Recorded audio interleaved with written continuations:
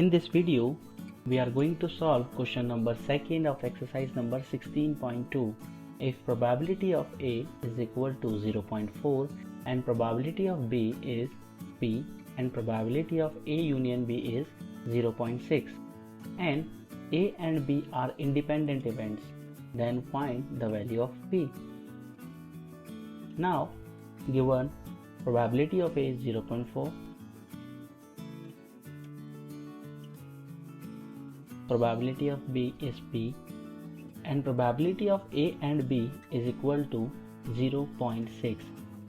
Now A and B are independent events, so probability of A and B is probability of A multiply probability of B, and the formula of probability of A union B is probability of A plus probability of B minus probability of A and B. Now putting the values, 0.6 is equal to 0.4 plus P minus 0.4 multiply P.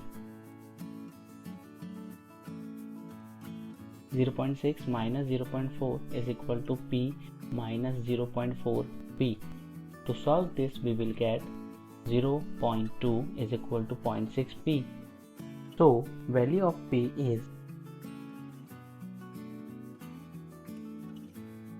0.2 by 0.6, which is 1 by 3.